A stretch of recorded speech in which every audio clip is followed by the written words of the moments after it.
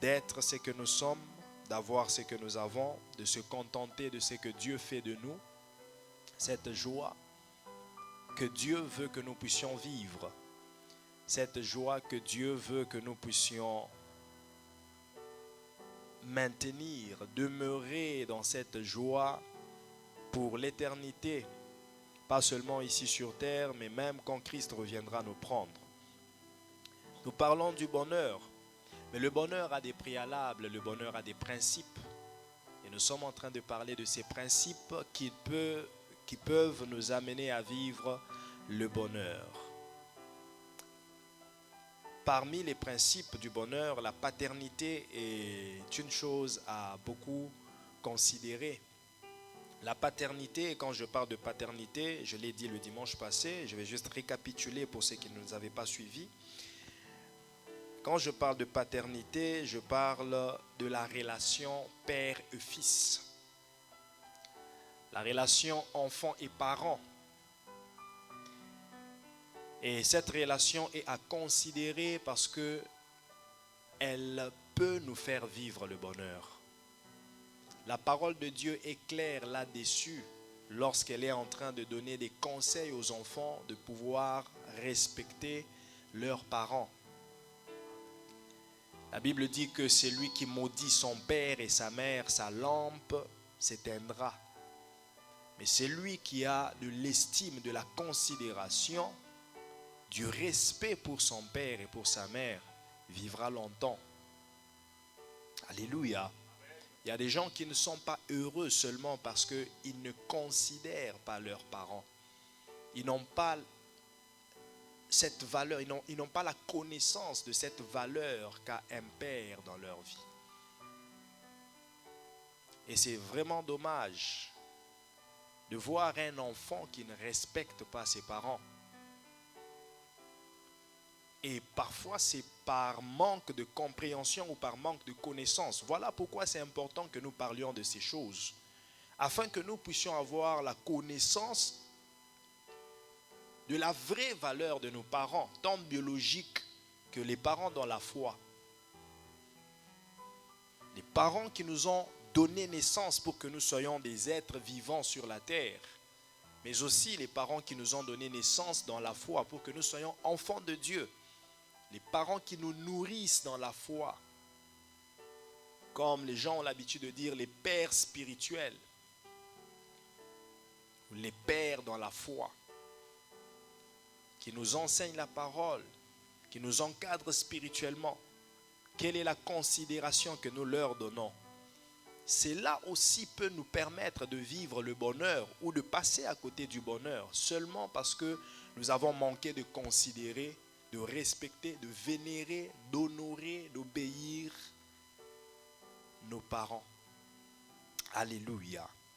Notre texte de base pour ce thème était Deutéronome 30, verset 5. C'est avec cela que nous avons commencé le dimanche passé. Et je vais paraphraser ou dire en bref ce que nous avions dit la dernière fois. Nous avons dit que la paternité ramène plus à la responsabilité qu'au privilège. Celui qui se dit être père doit savoir que être père est une responsabilité. C'est vraiment une responsabilité, plus qu'un privilège. C'est bien de se frapper la poitrine et dire « Je suis papa, je suis père, je suis ton père, tu dois m'obéir, tu dois me respecter. » Oui, c'est bien. Mais être père, c'est plus une responsabilité. Une responsabilité qui englobe beaucoup de choses. C'est une charge sur les épaules de ce qui doit être fait, être correctement fait, être fait au bon moment. Un père doit savoir quand est-ce qu'il doit dire, quand est-ce qu'il doit parler, quand est-ce qu'il doit agir, quand est-ce qu'il doit conseiller, quand est-ce qu'il doit reprocher, quand est-ce qu'il doit réprimander, quand est-ce qu'il doit reprendre, quand est-ce qu'il doit bénir. Un père doit avoir la connaissance du quand, du où, du comment, du quoi. Un père doit avoir la sagesse. Parce qu'un père qui n'a pas de sagesse ne pourra pas bien diriger sa famille. Ça demande la sagesse. Être père demande beaucoup de sagesse. Regardez combien de familles sont détruites aujourd'hui parce que les pères ont manqué de sagesse. Ils n'ont pas pu gérer et maîtriser leurs enfants. Certains enfants sont tellement têtus que à l'âge de la puberté déjà vous ne pouvez pas les gérer. Il faut un père coriace, solide dans les pensées, solide dans le mental, qui réfléchit, qui a toujours une longueur d'avance. Avant que l'enfant atteigne un certain âge, il sait déjà qu'est-ce qu'il doit faire pour bien orienter cet enfant. Il connaît le tempérament de chaque enfant et il sait quelle méthode appliquer pour que cet enfant ne puisse pas dévier. Mais les parents qui sont surpris, qui sont pris par surprise par leurs enfants, ils regrettent toujours. Ils sont surpris. Ah, je ne savais pas que mon enfant... Il y a des parents qui ne savent pas que leurs enfants fument déjà. Ils n'ont contrôle de rien du tout. Et avoir le contrôle, ce n'est pas seulement s'imposer, être dictateur, non. Être responsable n'est pas être dictateur. Être responsable, c'est avoir la conscience de qu'est-ce qui doit être fait. Je parle de sagesse. Avoir une longueur d'avance. Calculer tous les gestes et les comportements de ton enfant pour savoir, hier je l'ai dit d'aller dormir, il m'a dit non. Alors qu'est-ce que je dois faire pour qu'il ne me résiste pas? Vous savez qu'il y a un certain âge où les enfants disent souvent non. Va dormir, non. Viens manger, non. Donc tout ce que tu lui dis c'est non. Mais qu'est-ce que tu dois faire? Tu ne vas pas taper. Tu ne vas pas te mettre à crier. Il y a des parents qui crient. Toute la journée passe à crier. Je t'ai dit de faire ceci, tu n'as pas fait. Écoute, tu ne m'écoutes pas, va dans la chambre. Tu vas beau parler, tu vas crier, la voix va sécher. Si tu n'as pas les méthodes qu'il faut, si tu n'as pas la sagesse qu'il faut. Au lieu que toi tu prennes contrôle de tes enfants, c'est les enfants qui vont prendre contrôle de toi. Donc tu n'arrives à rien faire. Tu finis ta journée tellement fatigué que tes enfants t'ont tourné la tête. Ça demande la sagesse, ça demande des stratégies, ça demande une réflexion. N'oubliez pas, Proverbe 16, verset 20, la Bible dit, c'est lui qui réfléchit sur les choses, trouve le bonheur. Sur les choses. Il n'a pas dit de réfléchir seulement sur le travail. Tu réfléchis pour gagner l'argent, c'est bien. Mais est-ce que tu réfléchis aussi sur l'éducation de tes enfants? Tu réfléchis pour construire des maisons. Comment tu vas acheter des maisons? C'est bien. Mais est-ce que tu réfléchis aussi après 10 ans, que sera ton enfant? Après 20 ans, que sera ton enfant? Et je vous dis, ça les pères dans la foi le font aussi. Doivent le faire aussi. Tu es venu à l'église, c'est bien. 1 année avec toi, 2 ans avec toi, 3 ans avec toi. Est-ce que tu dois rester la même personne? Non. Un bon père dans la foi, il doit penser, j'ai reçu cette personne à l'église, mais qu'est-ce que je dois faire de lui? Après 2 ans, que doit-il devenir spirituellement? Avant, il ne parvenait pas à lire la Bible. Il ne parvenait pas à méditer. Mais après un certain temps, il doit méditer. Il ne va pas rester le même. Depuis qu'il est à l'église, jusqu'après 5 ans, il ne connaît aucun verset de la Bible. Ça revient de la responsabilité du père. Voilà pourquoi, chers enfants, on parlera aussi des responsabilités des enfants envers les pères. La flexibilité est importante. Lorsqu'un père te dit, nous avons études bibliques. Ne te dis pas, bon, études bibliques, mais qu'est-ce qu'on va faire, études bibliques? Viens et apprends. Apprends. Parce que c'est comme un, comment on appelle ça, puzzle. C'est comme un assemblage des choses. Ce qu'on dit aujourd'hui et ce qu'on dira demain servira à la croissance. Les informations spirituelles, les informations bibliques, les enseignements que tu reçois aujourd'hui, associés aux enseignements que tu recevras après 2 mois, feront que les briques de ta maison soient bien construites et qu'ainsi tu deviennes une maison stable. Mais quand tu t'éclipses, tu t'écartes et tu évites certaines réunions, certains enseignements, tu laisses des vides sur les murs. Le mur ne sera pas plein, il y aura des vides. Et ce sont ces vides-là qui feront entrer les ennemis. Le diable pour t'attaquer, les démons pour t'attaquer, ils vont utiliser un instrument très important, l'ignorance. Et l'ignorance n'est pas seulement le manque total de la connaissance, mais c'est aussi un manque partiel de la connaissance. Lorsque tu manques certaines, comme je le dis, au lieu que le mur soit plein, mais il y a des vides, ça veut dire qu'il n'y a pas de briques. Pourquoi? Parce que la connaissance qui devait être là n'est pas là. Et c'est le vide par lequel l'ennemi va entrer. Il faut combler tous les vides, il faut avoir la pleine connaissance. Et c'est là que Actes chapitre 2, verset 42 est très important pour nous. L'enseignement des apôtres, la communion fraternelle, la fraction des pains et la prière. Ce sont des choses que nous devons faire tous les jours, quotidiennement. C'est ça la vie de l'Église, c'est ça la vie des enfants de Dieu. Chaque jour enseignement, chaque jour communion fraternelle, chaque jour fraction de pain, chaque jour prière. Amen. Aujourd'hui, je vais parler, peut-être que je parlerai de 2 choses.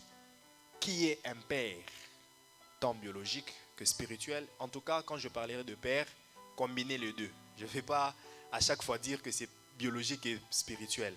Donc, c'est les 2 à la fois. Père biologique, père dans la foi. Qui est un père? Et puis, quelles sont les responsabilités d'un père? Alors, qui est un père? Je dis que c'est celui qui engendre. Nous pouvons voir ça dans Philémon, chapitre 10, verset 11.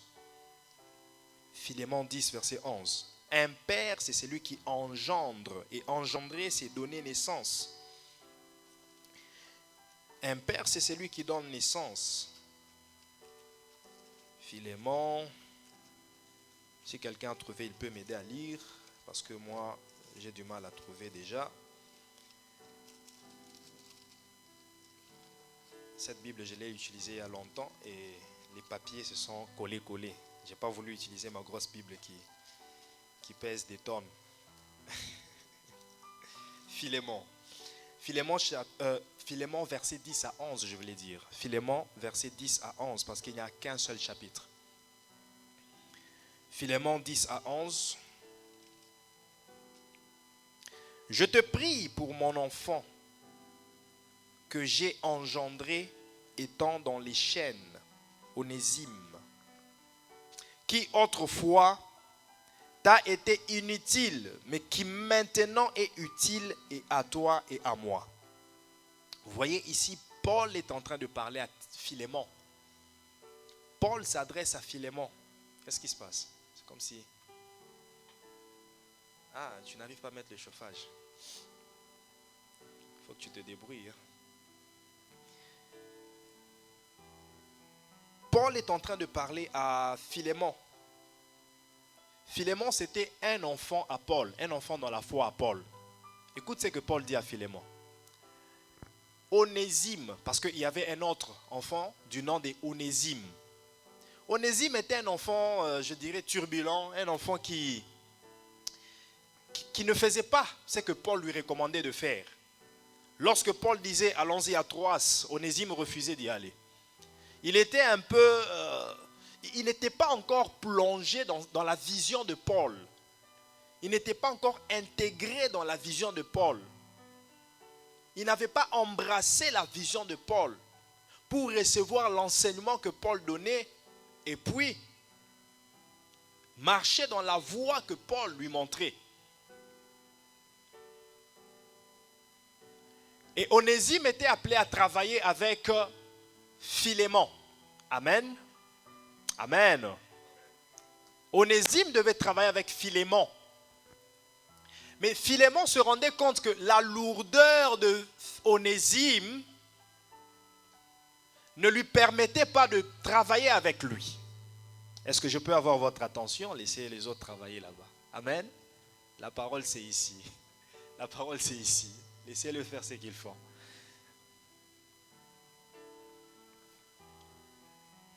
Et Philémon ne voulait pas travailler avec Onésime.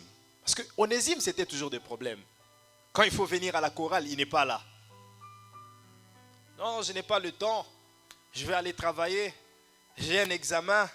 Je vais étudier. Je vais faire ceci. Même quand il est libre, il a toujours des justifications et des raisons à donner pour ne pas servir. Mais il devait travailler avec Philémon. Et Philémon, ça lui dérangeait. Mais la personne, le disciple qui doit travailler avec moi n'est toujours pas là. Il n'est pas présent. Il est lourd, il n'est pas flexible. C'est comme s'il n'a pas envie de travailler, il n'a pas envie de servir Dieu. Je dois lui forcer. Onésime, viens, on part à l'évangélisation. Onésime, viens prier. Onésime, viens, on part à la chorale. Onésime, il fallait toujours le traîner. Et Philémon a cru que Onésime était inutile.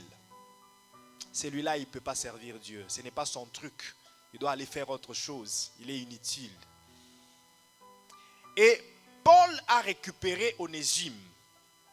Il a pris avec lui. Il n'a pas voulu le laisser à côté de Philémon. Et Paul a commencé à travailler sur Onésime. Il a travaillé sur Onésime. Ainsi, Onésime a reçu les valeurs qu'il n'avait pas avant. Onésime est devenu un enfant de Dieu zélé pour l'œuvre de Dieu. Un serviteur fervent. Et c'est alors que Paul envoie un message à Philémon pour lui dire: Onésime que tu avais négligé, maintenant il m'est utile, et pour moi et pour toi. Mais écoute comment il exprime. Il dit ceci: je te prie pour mon enfant. Pour qui? C'est-à-dire, Paul considère que Onésime, c'est son enfant. Et écoute la suite, il dit: pour mon enfant que j'ai engendré, étant dans les chaînes. Dans les chaînes, c'est parce que Paul était en prison pendant qu'il travaillait sur Onésime. Même en prison, il lui envoyait des messages. Onésime, écoute, il faut la sanctification, il faut prier. Mais Paul, je ne sais pas comment prier. Oui, pour prier, voilà ce que tu peux faire. Paul montrait tout ça à Onésime et finalement, Onésime a pu commencer à faire quelque chose, à prier et à servir Dieu. Il dit: je l'ai engendré, parce qu'un père, c'est celui qui engendre. C'est lui qui t'a engendré dans la foi, c'est un père. C'est lui qui te fait accepter Jésus-Christ, Seigneur et Sauveur, c'est un père. C'est lui qui te nourrit de la parole de Dieu, c'est un père dans la foi. Je vous dis, nous les pasteurs, nous sommes considérés comme des pères. Et ce qui est amusant, ce qui est vraiment merveilleux, c'est que nous sommes parfois des pères des gens qui sont plus âgés que nous. Alléluia. C'est comme dans l'armée. Dans l'armée, à la guerre, on ne demande pas l'âge du militaire. Tu ne vas pas dire, moi j'ai 75 ans et ce petit-là, il n'a que 22 ans. On ne peut pas faire la guerre avec lui. À la guerre, chaque soldat, il a son arme. Quel que soit son âge, c'est un soldat. Et il y a un principe chez les militaires. Lorsqu'ils vont dans la zone de guerre, dans le camp de l'ennemi, tout ce qui est à l'âge adulte, tout ce qui est à l'âge de la majorité, tout ce qui bouge est susceptible d'être un ennemi. Voilà pourquoi la première des choses qu'ils font, lorsqu'ils entrent dans une zone, dans un pays où il y a la guerre, tout ça, ils arrêtent tous les hommes à partir de 18 ans, voire 16 ans, jusqu'au-delà. Lorsqu'ils te voient, ils n'ont pas besoin de te poser beaucoup de questions. Ils te prennent d'abord pour vérifier qui tu es, qu'est-ce que tu as. Parce que tu peux être un potentiel ennemi. Alléluia. Et dans l'œuvre de Dieu, c'est la même chose. Lorsque Dieu appelle un homme et qu'il lui mandate d'être un pasteur, un apôtre, un prophète, un évangéliste, l'âge ne compte plus. C'est un père même pour ceux qui sont plus âgés que lui. Même pour ceux qui ont l'âge de son père, mais il devient père dans la foi. Alléluia. Alléluia.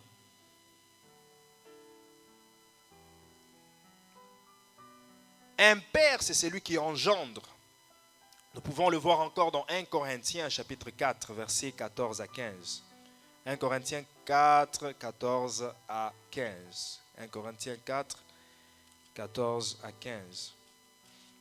Ne me dis pas que tu n'as pas réussi toi aussi. Ça demande beaucoup d'intelligence. Moi, je sais. 1 Corinthiens 4, 14 à 15. Est-ce que quelqu'un peut me lire ça rapidement? 1 Corinthiens 4, 14 à 15. Amen.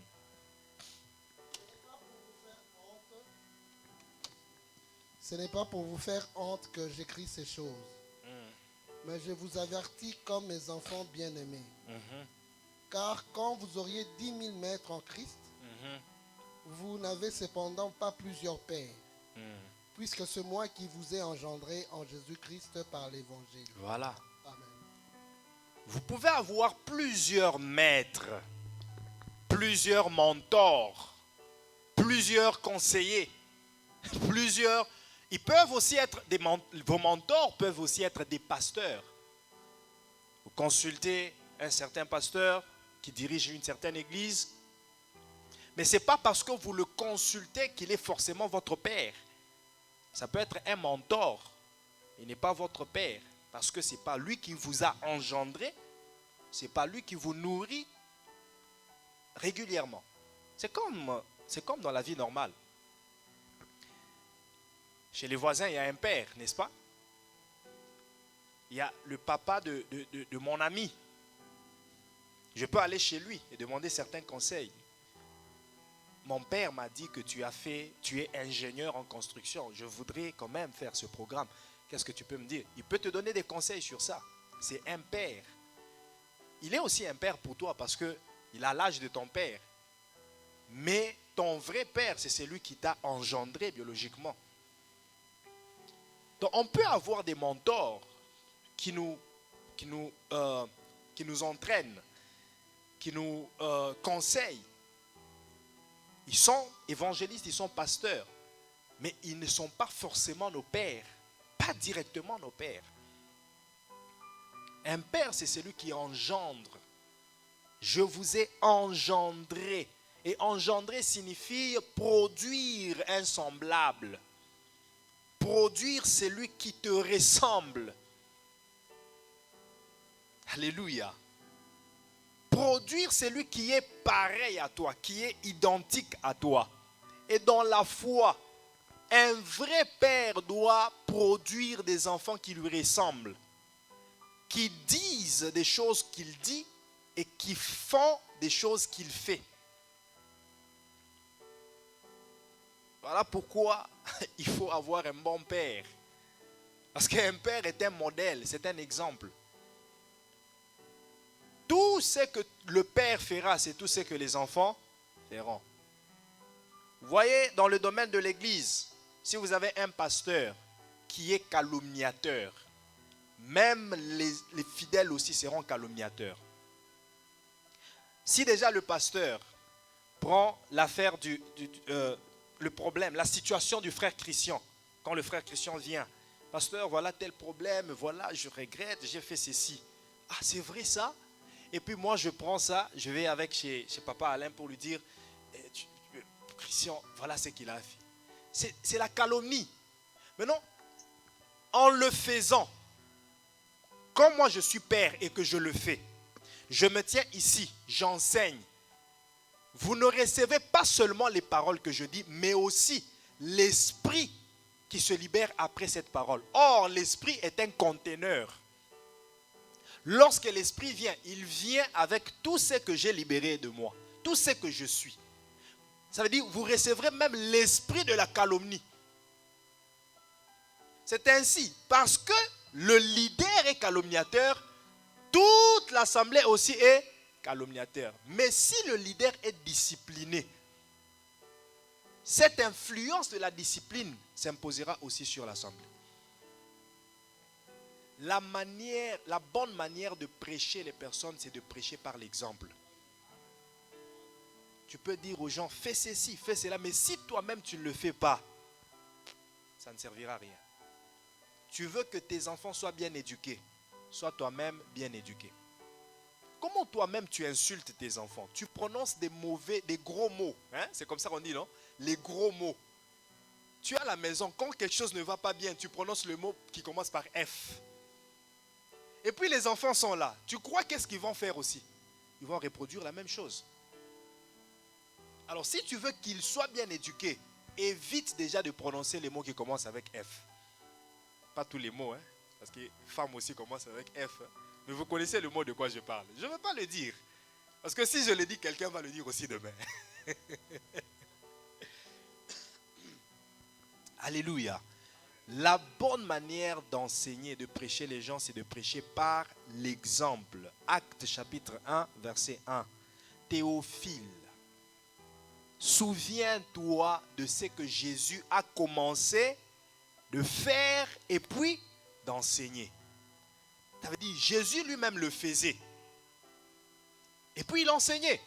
Voilà pourquoi Paul était un bon père. Parce que Paul était imitateur de Jésus. Il dit, soyez mes imitateurs comme je suis imitateur de Christ. C'est-à-dire un bon père. Un bon père te permettra de ressembler à Christ. Un père dans la foi qui ne t'aide pas à ressembler à Jésus n'est pas un bon père. C'est-à-dire, quand tu te regardes dans le miroir et tu sens que tu ne ressembles pas encore à Christ, pose-toi la question, est-ce que j'ai un bon père? Alors pose-toi cette question aujourd'hui. Pose-toi la question aujourd'hui, est-ce que tu es un bon père? Est-ce que tu ressembles à Christ? Si tu ne ressembles pas à Christ, viens me voir. Viens me voir à la fin, dis-moi pasteur, jusque-là je ne ressemble pas à Christ. Alors je te dirai peut-être pourquoi tu ne ressembles pas à Christ. Peut-être je réfléchirai aussi pour voir de mon côté, est-ce que c'est moi qui ne fais pas bien mon travail ou qu'est-ce qui se passe? Parce que je dois porter mes responsabilités.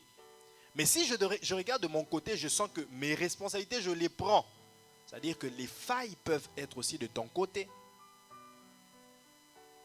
Et nous devons réparer ces failles parce que tous nous devons ressembler à Christ. Alléluia. Un père, c'est celui qui donne naissance. Engendrer, c'est donner naissance. C'est produire un semblable. Ça, c'est indiscutable. Vous savez tous comment Raphaël me ressemble.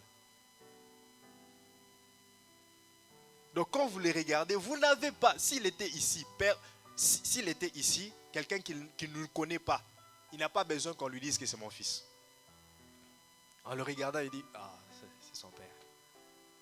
On n'a pas besoin de présentation. Un père produit le semblable. Et si Dieu est ton père, est-ce que tu lui ressembles? Parce que le monde doit regarder sans présentation. Quand le monde te regarde et regarde Dieu, est-ce que tu lui ressembles? Dieu est amour. Mais regarde la haine que toi tu as. Dieu est bonté. Mais regarde combien méchant tu es. Dieu unit les gens. Mais regarde comment toi tu es déjà. Tu te sépares des gens et tu sépares les gens d'entre eux. En fait, si nous sommes enfants de Dieu, nous devons ressembler à notre Père. Être ce qu'il est, faire ce qu'il fait et dire ce qu'il dit. Alléluia. Un père, c'est qui? Un père, c'est celui qui donne la vie, qui crée. Un père crée, et je dirais mieux, qui procrée. Alléluia. Souvenez-vous, lorsque Adam a eu son premier enfant, il était surpris, hein? Il était étonné. Oh, comment ça j'ai fait un enfant? J'ai créé. C'est ce qu'il a dit. Adam a dit, j'ai créé un homme. Un père, c'est celui qui crée. Le fait que nous donnons naissance aux enfants est une création. Est une procréation.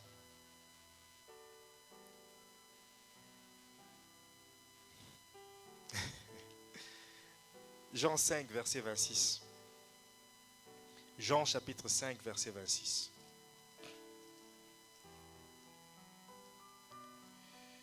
Jean chapitre 5, verset 26. Car comme le Père a la vie en lui-même, ainsi il a donné au Fils d'avoir la vie en lui-même. Le Père qui a la vie communiquera aussi la vie à son Fils. Troisièmement, qui est un Père, c'est celui qui est une source. Romains 1, verset 11. Le Père est une source. C'est par lui que tout commence. La famille commence avec un Père. C'est lui la source de la famille. Tous ceux qui n'ont pas encore commencé de famille, ils sont dans une famille quelconque. C'est-à-dire qu'ils n'ont encore rien commencé. Ils sont dans la vie d'autres personnes. Tu es encore dans la vie d'une autre personne qui avait commencé son histoire. Donc, il continue sa vie et toi, tu es encore dans sa vie. Il faudra que tu quittes. Voilà pourquoi l'homme quittera son père et sa mère. C'est-à-dire, tu quitteras une vie, tu t'attacheras à ta femme et là, tu commences maintenant ta vie. C'est ça, le Père, c'est une source. C'est par lui que tout commence. 1 Corinthiens 4, verset 1 à 4. Le Père, c'est la fondation, c'est l'origine même de la famille. Quatrièmement, qui est un père, c'est celui qui prend en charge et s'engage à toute responsabilité d'un enfant. Un père, c'est celui qui prend en charge. Souvenez-vous de l'histoire de Mardoché et Esther.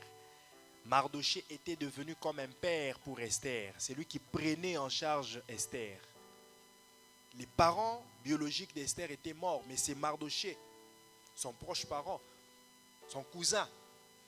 C'est lui qui était devenu comme un père, il le prenait en charge. Et Esther se référait toujours à Mardoché quand elle avait des problèmes, quand elle avait des complications. Elle se disait toujours, j'ai un père à qui je peux aller.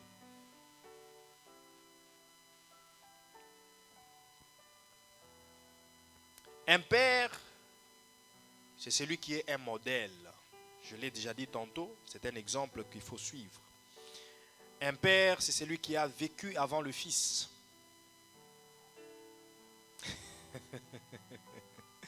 Il y a papa Alain qui me regarde. Mais c'est tout à fait logique, non?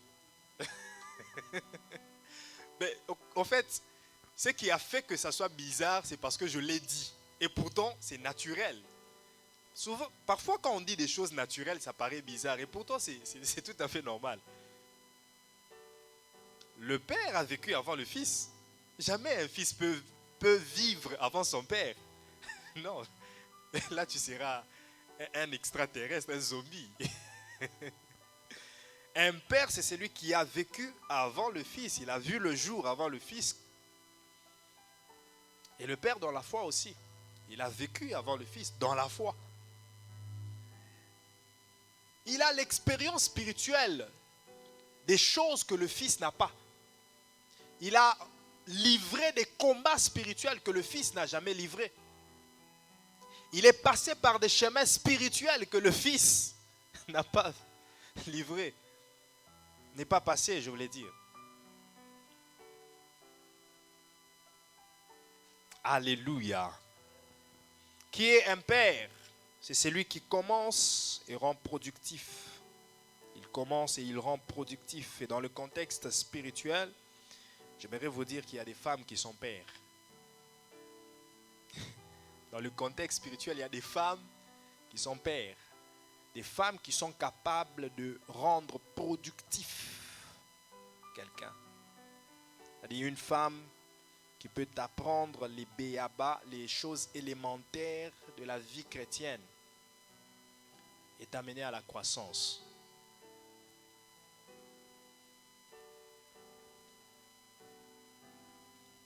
Est-ce que j'aurai le temps de brosser rapidement les responsabilités d'un père? Oui. Je vais donner 8 responsabilités d'un père dans la foi. 8 responsabilités d'un père dans la foi.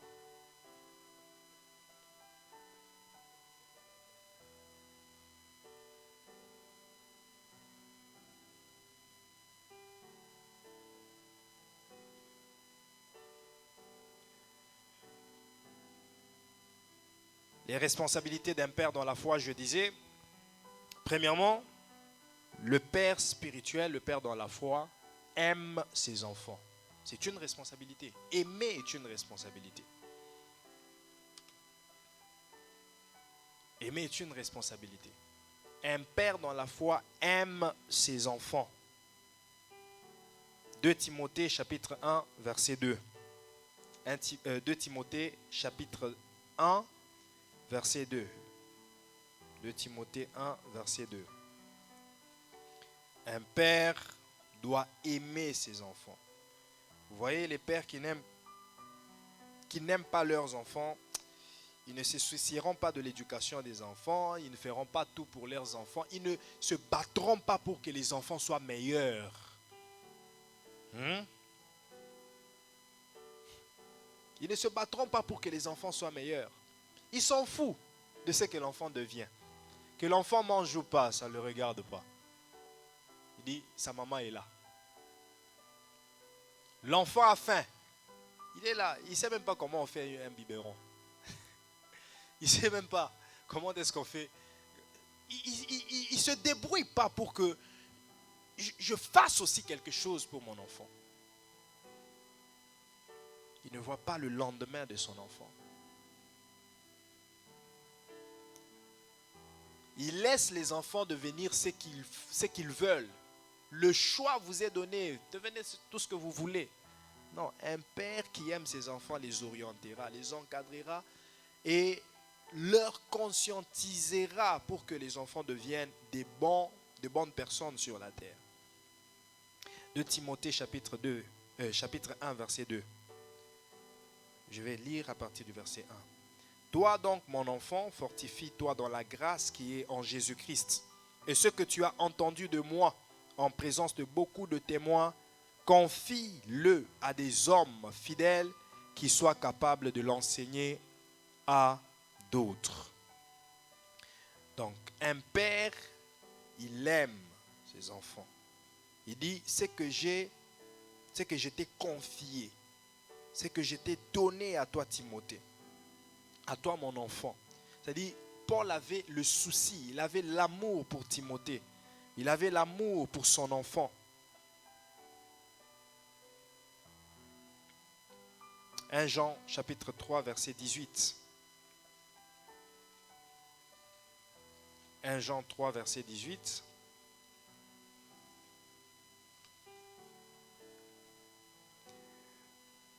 Petits enfants, n'aimons pas en parole et avec la langue, mais en action et avec vérité. L'amour, c'est les actions.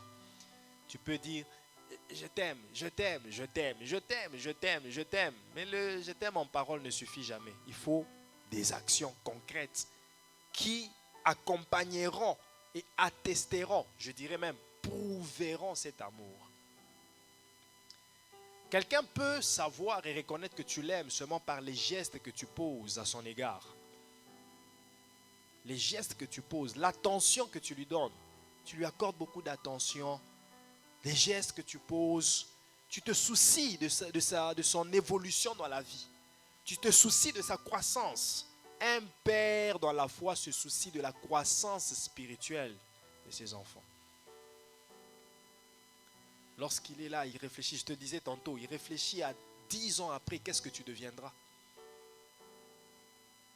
Qu'est-ce que tu deviendras financièrement parlant, matériellement parlant, maritalement parlant, spirituellement parlant? C'est-à-dire, ton épanouissement dans tous les domaines de la vie préoccupera ton père dans la foi.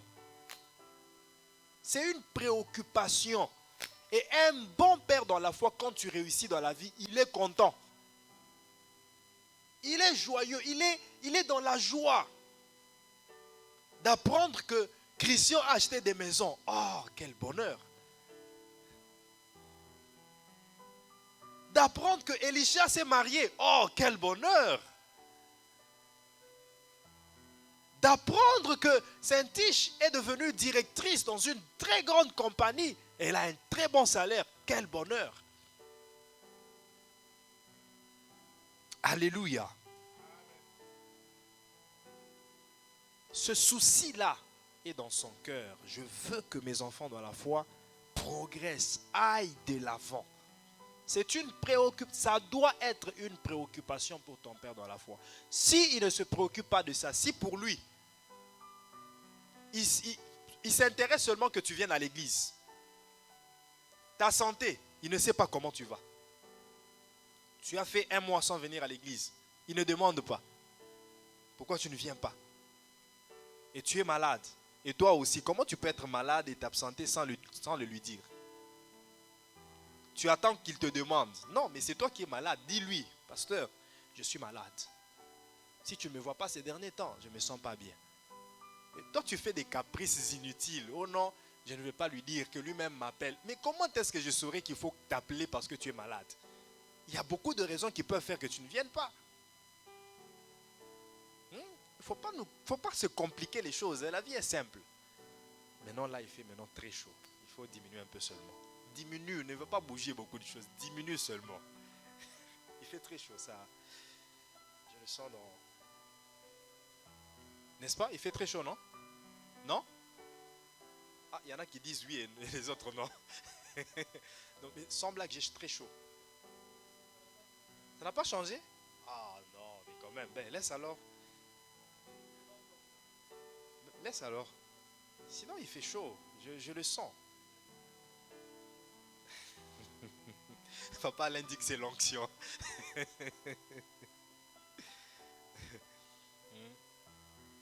Bien-aimé dans le Seigneur, un pasteur doit se préoccuper de tout. De tout. Et c'est là que nous devons comprendre que nous devons donner. Il y a certains accès qu'il faut donner, il y a certains accès. Il faut voir qu'est-ce qu'on peut dire et qu'est-ce qu'on ne peut pas dire. Tu caches tout. Comment on t'aidera? Tu te caches. Comment on t'aidera? Moi, je m'étonne, il y a certaines personnes, tu appelles, tu écris, il ne répond pas. Il ne retourne pas l'appel.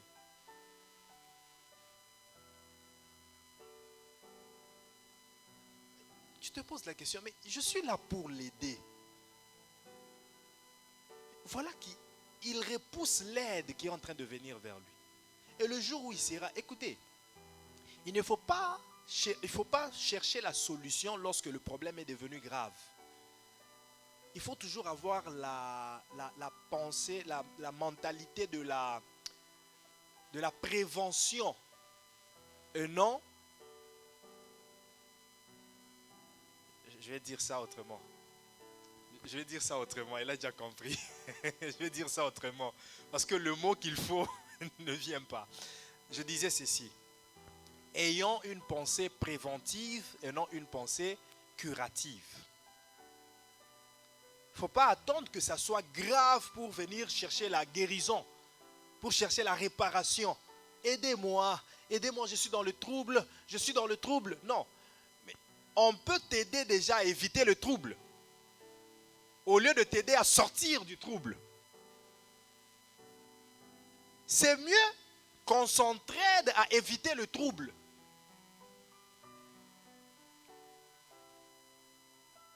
Au lieu d'attendre que le trouble arrive et puis qu'on aide à sortir du trouble.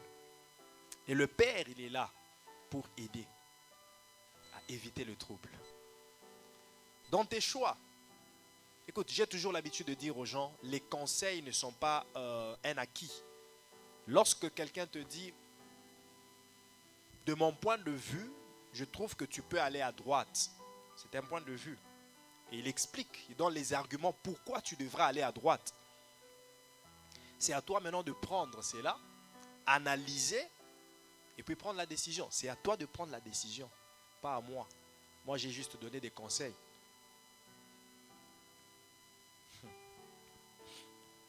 J'ai juste donné des conseils. Mais c'est à toi de prendre la décision par rapport au conseil qui t'est donné et tout ce que tu as récolté comme idée dans tes réflexions. Qu'est-ce que tu dois prendre comme décision? Prends la bonne décision sur base des conseils qui t'ont été donnés. Mais moi, je ne viendrai pas prendre la décision à ta place pour te dire, écoute, tu dois étudier en économie. Non. Tu as demandé des conseils. Je vous dis, ce sont des choses que j'ai déjà rencontrées. Quelqu'un qui vient te dire, pasteur, je vais étudier, mais je ne sais pas quelle filière suivre, quel programme suivre. Tu es capable de faire quoi? Oh, je suis capable de faire ceci, mais écoute, tu peux faire ça. Mais tu peux le faire. Ah oui, hein? Oui, hein? Ouais, je peux aussi le faire. C'est juste partager les idées. Partager des réflexions. Et puis tu vas t'asseoir avec toutes ces réflexions et décider, ouais, mais par rapport à ce qu'on m'a donné comme conseil et ce que je suis capable de faire, ouais, c'est vrai que je peux faire la construction au lieu de faire, je ne sais pas, l'informatique, parce que déjà, prends la bonne décision. Le Père, il est là pour t'accompagner, pour t'aider, pour conseiller. Vous prendrez aussi Matthieu 3, verset 16. Le Père aime ses enfants. Matthieu 3, verset 16 à 17. Jean 5, verset 20. Deuxième responsabilité du Père, le Père spirituel ou le Père dans la foi doit prier pour ses enfants. Prier pour ses enfants. Écoutez, même un père biologique doit prier pour ses enfants. Les pères biologiques, les parents biologiques, priez pour vos enfants. Prenez du temps dans la présence de Dieu. Bénissez vos enfants. Demandez des bonnes choses à Dieu pour vos enfants. Demandez la couverture de la grâce de Dieu. Comme j'ai l'habitude de le dire, quand nos enfants vont dans les garderies, dans les écoles, on n'est pas avec eux. Qu'est-ce qui se passe avec les gardiennes, les éducatrices, les éducateurs? On ne sait pas. On ne sait pas. Toute personne qui travaille dans certaines institutions n'est pas toujours une bonne personne, c'est-à-dire n'a pas toujours le même esprit que nous avons. Je vous dis, il y a des gens qui sont déjà malades, mais ce n'est pas remarquable. Il est malade mental, mais ce n'est pas remarquable. Il est trop stressé avec ce qui se passe dans sa famille. Mais c'est lui qui est éducateur de ton enfant. La nuit, il n'a pas bien dormi parce que c'était des chamailleries avec son mari ou bien avec sa femme. Et cette dépression est en lui, ce stress est en lui. Et lorsqu'il arrive avec les enfants, il n'est pas tellement gentil. Et ton enfant est tellement capricieux qu'il fera quelque chose, on va le traîner comme un torchon. Et surtout s'il n'y a pas de caméra. Donc c'est pour seulement vous dire que c'est important que nous puissions prier pour nos enfants afin qu'ils ne tombent pas dans certains dangers. Un père doit prier pour ses enfants. Ne néglige pas cela. Prie pour tes enfants. Prie. Demande des bonnes choses à Dieu. Demande la grâce, la bénédiction sur tes enfants. Et un père dans la foi passe aussi le temps à prier pour ses enfants dans la foi. Un pasteur qui ne passe son temps à regarder Netflix. Il est toute la journée un pasteur. Mais tu es pasteur ou bien tu es... comment on les appelle les gens qui aiment les cinémas? Tu es cinéphile. Non, le pasteur doit avoir le temps à prier pour ses fidèles.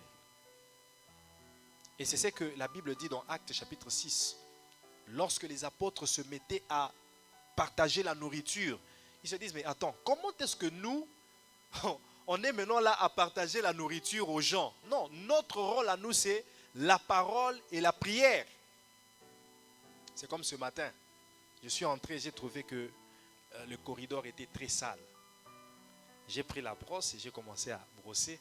La sœur Esther qui vient, qui me dit, oh, donnez-moi, je vais faire. J'ai dit, non, je peux le faire moi aussi. Je peux balayer. Elle m'arrache la brosse. Je dis, ok, ben, je vais prendre la mop alors. Je commence à mopper. Finet qui vient, oh, donne-moi. Je dis, non, je peux aussi le faire. Mais j'avais compris. J'ai compris qu'ils ont cette considération-là que notre pasteur ne peut pas faire ça. J'aime ça, mais j'aime aussi travailler. J'aime travailler. J'aime mettre ma main à la pâte, faire ce que les autres font. Mais ce n'est pas parce que je le fais que tu dois me le laisser comme si c'était ma tâche. Non, prends tes responsabilités et que moi je prenne les miennes.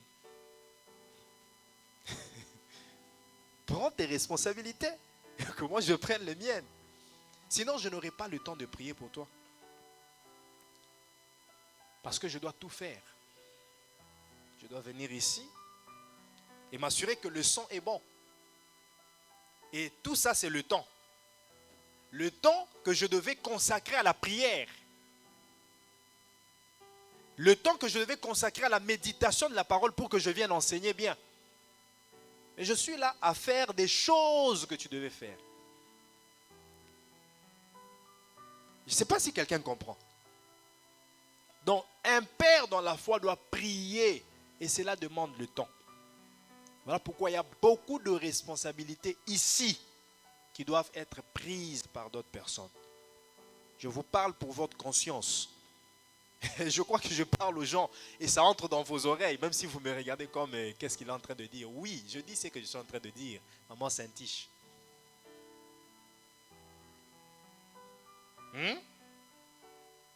Oui, regarde-moi comme ça, mais prends tes responsabilités.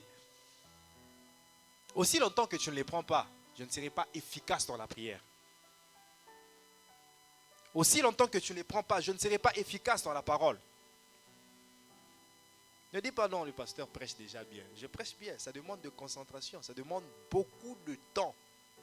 Il y a certaines prédications pour les préparer, ça me prend parfois 3 jours. Prière, réflexion, lecture, méditation, prière. Qu'est-ce que je dois dire? Comment le dire?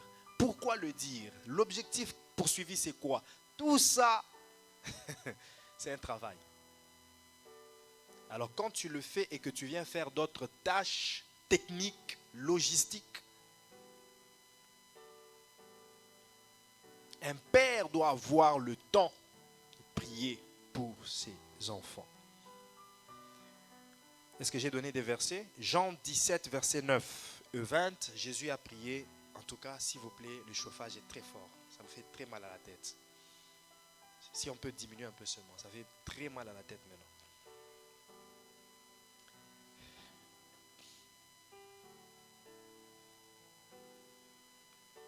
Jean 17, versets 9 et 20, je disais que c'est Jésus qui priait pour ses disciples. Cette prière est appelée prière sacerdotale. Jean 17. Colossiens 1, versets 3 à 9. Éphésiens 3, 13 à 14. Éphésiens 1, 16 à 19.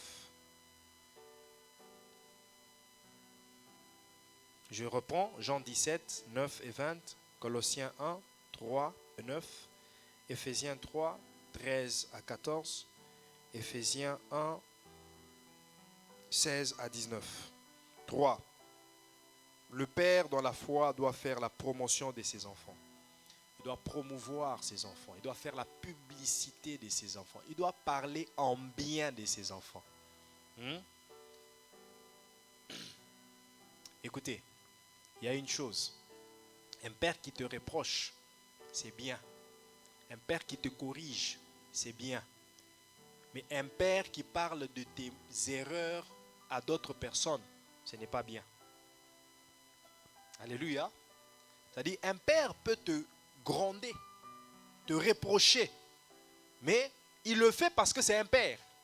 Il a pris ses responsabilités, il l'a fait et il se limite là. C'est pour ta correction. Mais lorsqu'il te gronde, je gronde Elisha. Et puis l'erreur qu'a commise Elisha, je vais les raconter à d'autres personnes, peut-être à d'autres pères dans la foi, ou bien à d'autres pasteurs, ou bien, oh, cette sœur-là, elle n'est pas sérieuse, elle a.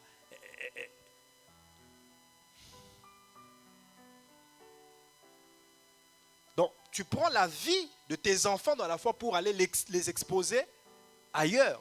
Ça, ce n'est pas une bénédiction. Tu n'as pas un bon père. Un père doit garder tes secrets. Les erreurs que tu commets, tu dois les garder.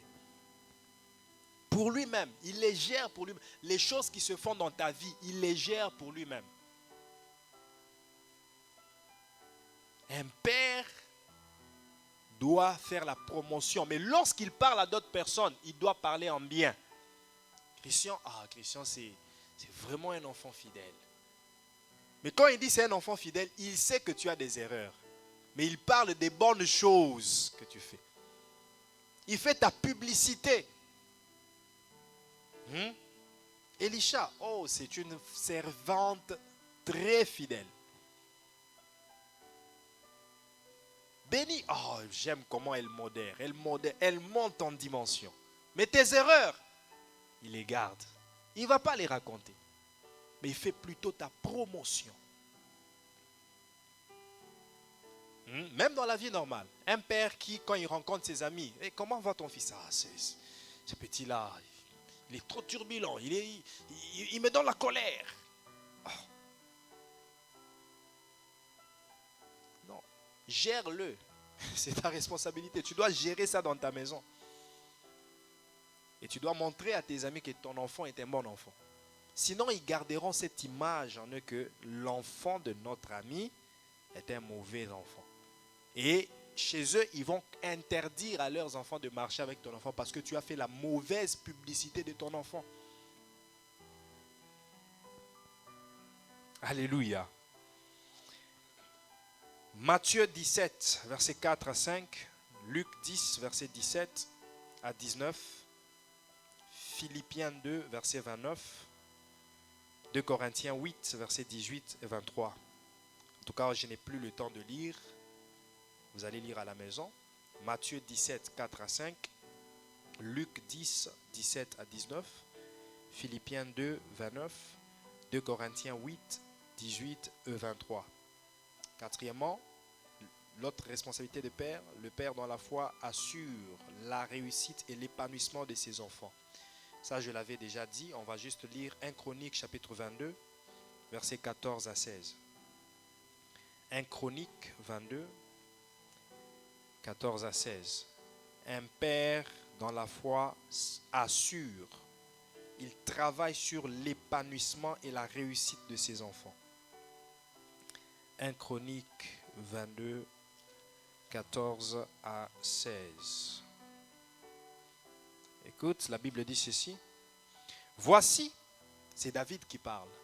David était roi, il a voulu construire la maison pour Dieu, le temple. Mais Dieu lui a interdit, il a dit, toi tu es un homme de sang, tu ne peux pas construire une maison pour moi. Tu as versé beaucoup de sang, tu as livré des guerres, tu as tué des gens. Ça ne sera pas toi qui vas construire le temple pour moi, ça sera plutôt ton fils. Et parmi les fils de David, Dieu lui avait montré que ce serait Salomon qui construirait le temple. Et qu'est-ce que David a fait? David, de son vivant, sachant déjà qu'il ne peut pas construire la maison de Dieu, qu'est-ce qu'il a fait? Il a préparé le matériel de construction. Il savait que ce n'était pas lui qui allait construire, mais il a quand même préparé le matériel de construction. Il a réuni tout ce qu'il fallait pour faire la construction. Il le faisait pour qui? Il le faisait pour son fils. Il savait que ce n'était pas lui qui allait construire. Mais pour cela, il n'a pas croisé les mains pour dire, ce n'est pas moi qui vais construire. Lorsqu'il sera grand, il se débrouillera comment il va construire la maison. Non. David n'a pas laissé cette tâche à Salomon. Il a préparé le matériel. Il a préparé le chemin pour Salomon.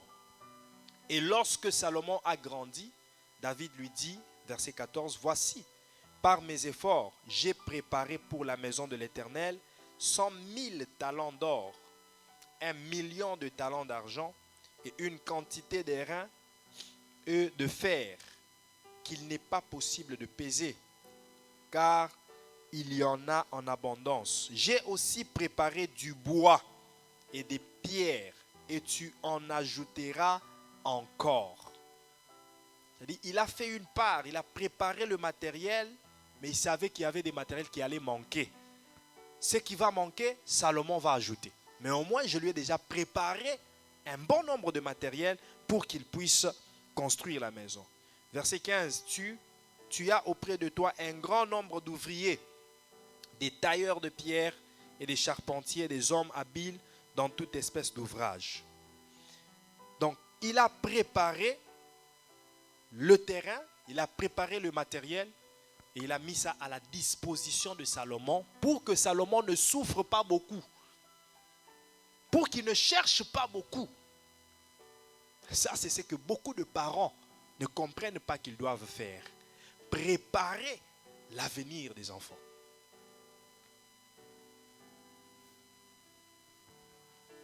Acheter les meubles à la maison, c'est bien. Acheter des voitures, c'est bien. Acheter des maisons, c'est bien. Mais qu'est-ce que tu donneras à tes enfants lorsqu'ils deviendront grands? Est-ce qu'ils doivent encore commencer à travailler? Toi, tu as travaillé au McDo. Eux doivent encore passer par ce chemin-là. Non, ils peuvent grandir, atteindre 16 ans, 17 ans, 18 ans et devenir entrepreneurs directement. Parce que tu as préparé cela pour eux.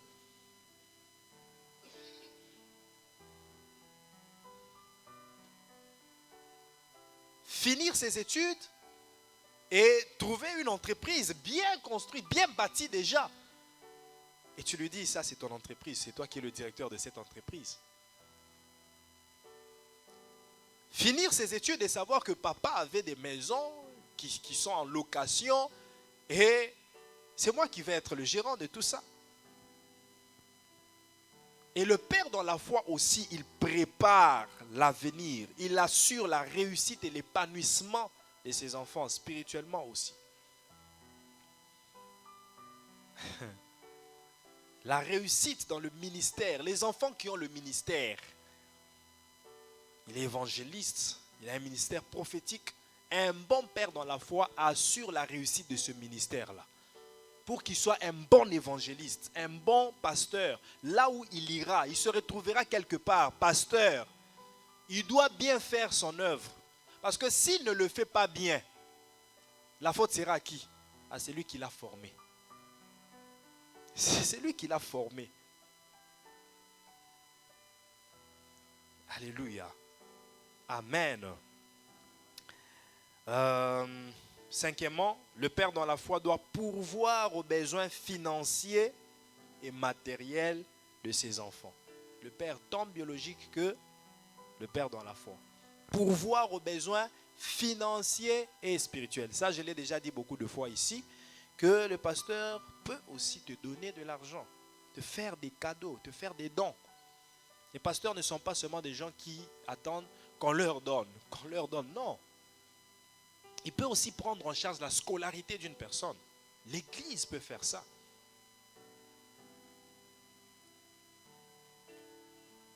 Faire des cadeaux. Je te paye le carburant toute cette semaine.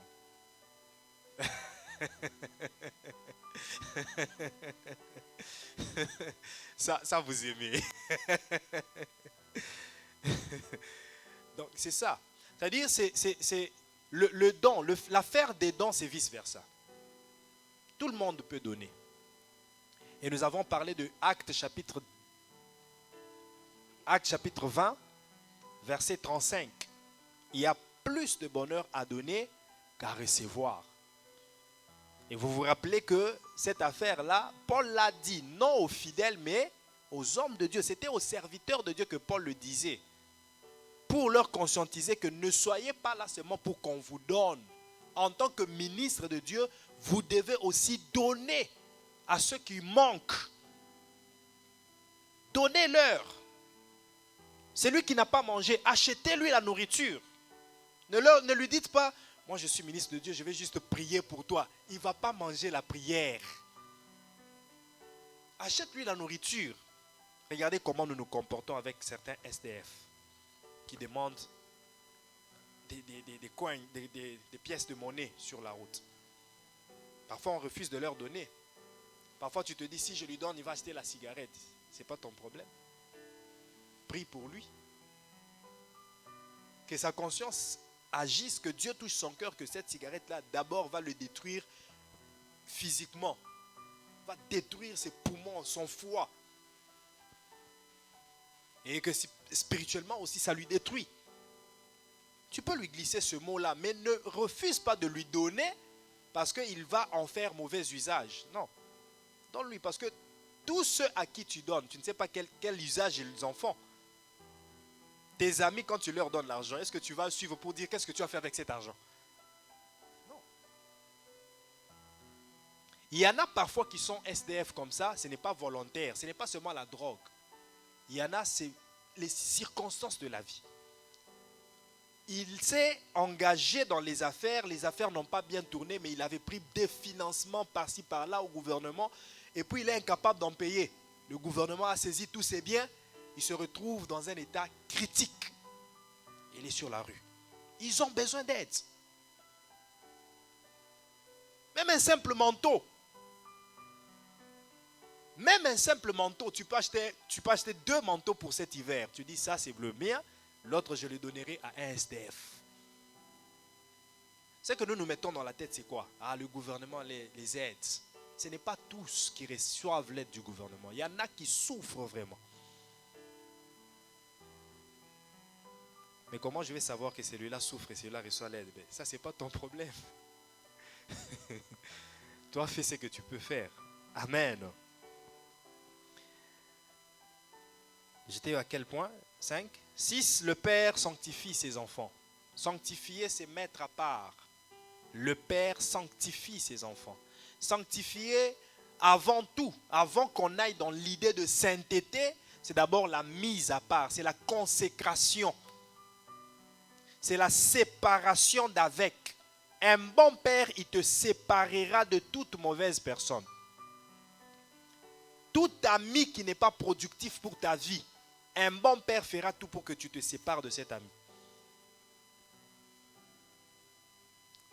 Tout comportement qui n'est pas bénéfique pour toi dans l'avenir, un bon père fera tout pour te séparer de ce comportement. C'est ça la sanctification.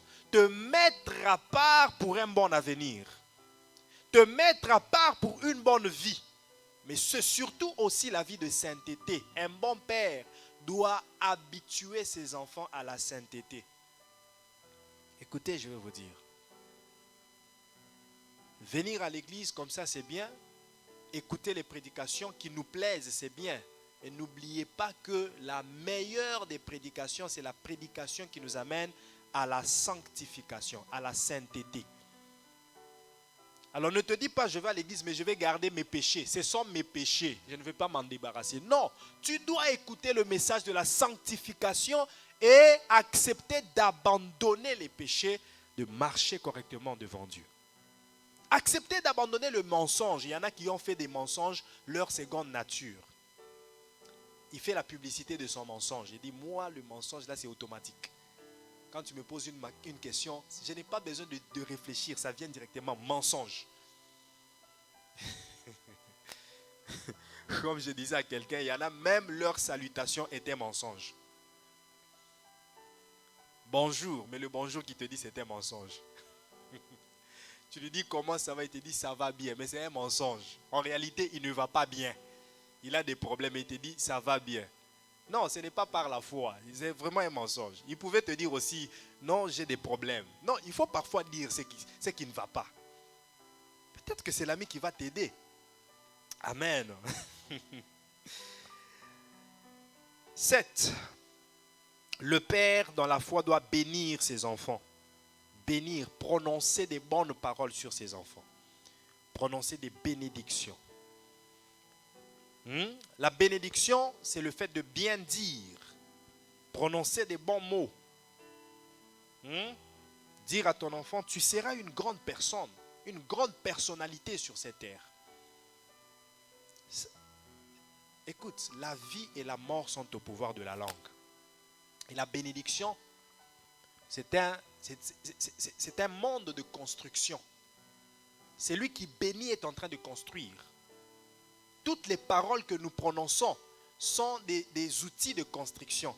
Il y en a qui sont des briques, il y en a qui sont du ciment, il y en a qui sont des drywall, il y en a qui sont... C'est-à-dire, pendant que tu es en train de prononcer des bonnes paroles sur ton enfant, tu es en train de mettre des drywall, tu es en train de visser, et puis dans son avenir sera meilleur parce qu'il a reçu les paroles qui ont construit sa vie.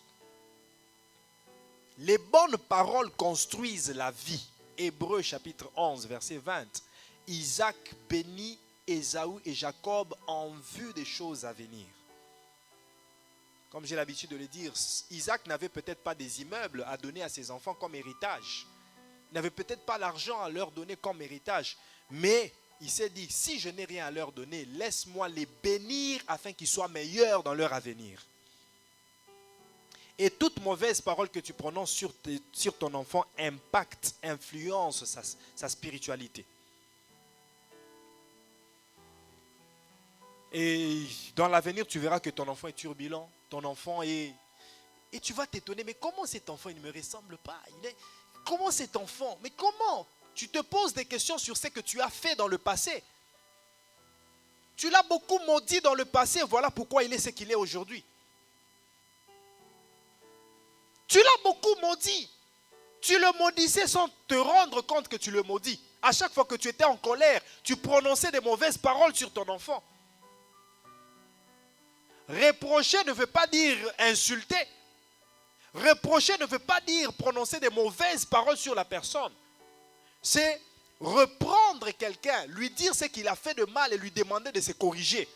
Mais dès que tu commences à prononcer les mauvaises paroles, attention, ces paroles les poursuivront et impacteront son avenir.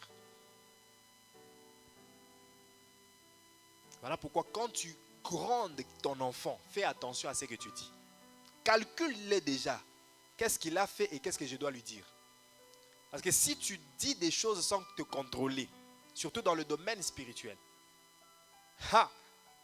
tu gueules quelqu'un sans te contrôler, sans contrôler ce que tu dis. Demain, tu vivras cela. Tu verras que la personne est maudite. Écoute, l'onction est un couteau à deux tranchants. Non, ça c'est quelqu'un qui l'a dit. Moi, je vais le reprendre aujourd'hui autrement. L'onction est un couteau à un tranchant, à un côté tranchant. Et l'autre côté sert d'appui. Vous voyez le couteau, non? Le couteau qui n'a pas deux côtés tranchants, c'est-à-dire un côté est tranchant, mais l'autre côté est non tranchant. Est-ce qu'il y a un couteau ici? On n'a pas de couteau ici. Comment on peut manquer de couteau ici? Comment est-ce qu'on va manger?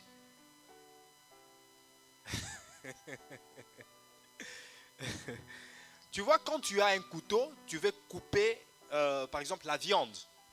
Tu peux te servir sur l'autre côté, mettre la main, et puis tu es en train de couper, n'est-ce pas? Voilà, l'onction est comme ça. L'onction a un côté sur lequel tu peux t'appuyer pour réussir dans la vie. Mais il a aussi un côté, si tu ne fais pas attention, il va te couper. Élisée montait. Il s'en allait où, je ne sais pas. Mais à côté, il y avait des enfants. Des enfants qui ont commencé à chanter. Parce que Élisée avait une calvitie. Et ces enfants se moquaient d'Élisée. Ils disaient, monte, monte, chauve. Monte, monte, chauve. Et lui, il était en train de marcher. Et ça correspondait même à la démarche d'Élisée, quand il marchait. Monte, monte, chauve. Monte, monte, chauve. Ah, Élisée regarde les enfants et dit, mais je suis quand même votre père. Comment est-ce que vous pouvez vous moquer de moi comme ça? Ces enfants-là ont manqué du respect à une personne qui a l'onction. Et l'onction a un couteau qui est tranchant. Qu'est-ce qui s'est passé? À cause de l'onction qui était sur Élisée, il y a des loups qui sont sortis de nulle part et qui ont ravagé, qui ont saccagé, qui ont bouffé ces enfants-là. Ils sont morts comme ça. Les enfants sont morts comme ça à cause de la personne qui a l'onction. Mais le même Élisée, il passait chaque jour devant chez une femme, la femme sunamite. La femme regarde et se dit, cet homme est un homme de Dieu. Elle a considéré l'homme. Elle a respecté l'onction de l'homme, malgré qu'il était chauve. Est-ce que cette femme-là n'avait pas vu qu'Élisée était chauve? Elle avait aussi remarqué qu'il est chauve, mais malgré qu'il est chauve, il a l'onction. Elle a respecté l'onction. Et cette femme a été bénie. Elle était stérile, mais elle avait fini par enfanter à cause de la considération qu'elle a manifestée à l'égard de l'onction. Alléluia. Bien-aimé, les paroles qu'un homme de Dieu peut sortir auront un impact sur ta vie. S'il parle bien sur toi, sois heureux. S'il parle mal sur toi, ça va t'affecter. Alléluia. Deutéronome 33, verset 1, vous lirez à la maison. Et pour finir, le père dans la foi doit préparer la relève. Préparer la relève. C'est-à-dire, si je ne suis pas là, qui peut faire quoi? Qui peut gérer quoi? Il doit préparer les gens qui feront les mêmes choses, qui continueront la vision. Vous savez pourquoi beaucoup d'entreprises privées meurent? Surtout en Afrique. Pourquoi beaucoup d'entreprises meurent? Parce que les entrepreneurs ne préparent pas la relève. Ils travaillent seuls, mais ils ne calculent pas pour dire, si jamais je ne suis pas là, qui parmi mes fils peut continuer cette entreprise? Moi, j'ai vu des écoles privées. Une école qui a fait beaucoup de succès, mais finalement, elle n'existe plus depuis que le promoteur est mort. Il n'a pas préparé la relève. Il n'a pas préparé la relève. Donc, même un père dans la foi doit préparer la relève. Qui peut faire quoi si je ne suis pas là? Alléluia. 1 Chronique 29, versets 1 à 5. Le roi David dit à toute l'assemblée, il dit à toute l'assemblée, mon fils Salomon, le seul que Dieu ait choisi, est jeune et d'un âge faible, et l'ouvrage est considérable. Car ce palais n'est pas pour un homme, mais il est pour l'Éternel Dieu. J'ai mis toutes mes forces à préparer pour la maison de mon Dieu, de l'or pour ce qui doit être d'or, de l'argent pour ce qui doit être d'argent, de l'airain pour ce qui doit être d'airain, du fer pour ce qui doit être de fer, et du bois pour ce qui doit être de bois, des pierres d'onyx et des pierres à enchâsser, des pierres brillantes et de diverses couleurs, toutes sortes de pierres précieuses et du marbre blanc en quantité. De plus, dans mon attachement pour la maison de mon Dieu, je donne à la maison de mon Dieu l'or et l'argent que je possède en propre, outre tout ce que j'ai préparé pour la maison du sanctuaire. 3000 talents d'or d'Ophir, et 7000 talents d'argent épuré pour en revêtir les parois des bâtiments, l'or pour ce qui doit être d'or et l'argent pour ce qui doit être d'argent, et pour tous les travaux qu'exécuteront les ouvriers. Qui veut encore présenter volontairement aujourd'hui ses offrandes à l'Éternel?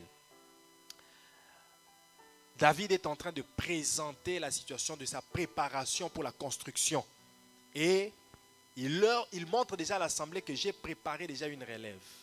Salomon, c'est lui qui va construire. Aidez-le à construire. Aidez-le. Bâtissez ensemble avec lui. C'est-à-dire, il prépare, il n'était pas encore mort. Il y a beaucoup de parents aujourd'hui qui meurent même sans testament. Même sans dire, et puis ça crée des conflits.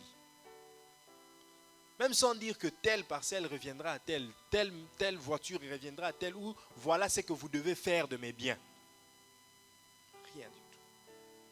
Sans testament. Qu'est-ce qu'on doit faire de tes millions qui sont dans les comptes bancaires? Il n'a jamais dit.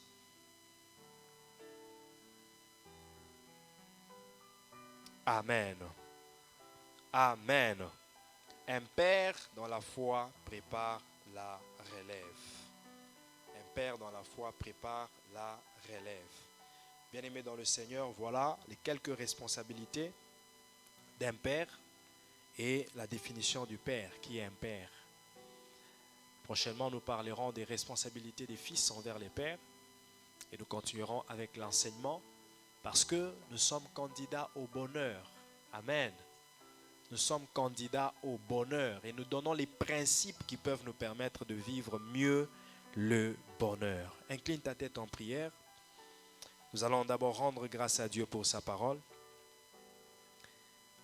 Lui dire merci de t'avoir parlé, de m'avoir parlé ce matin. Prions au nom de Jésus-Christ. Merci Seigneur. Merci tendre Père. Merci éternel Dieu des armées. Merci pour ta parole. Merci pour la vie que tu nous as communiquée à travers elle. Merci Seigneur Jésus. Parce que tu nous donnes ton bonheur. Merci parce que tu nous parles afin que nous vivions le bonheur. Tu as dit que tu as formé des projets de bonheur. Tu nous instruis afin que nous vivions ce bien-être que tu as prévu pour nous. Nous te disons merci. Nous te disons merci. La Bible dit que celui qui manque de sagesse la demande à Dieu. J'aimerais que tu demandes la sagesse à Dieu pour les responsabilités que tu as en tant que parent, en tant que père, en tant que mère et en tant que fils, en tant que fille. Demande la sagesse à Dieu. Dis à Dieu, donne-moi la sagesse pour toutes les responsabilités que j'ai. Prions au nom de Jésus-Christ.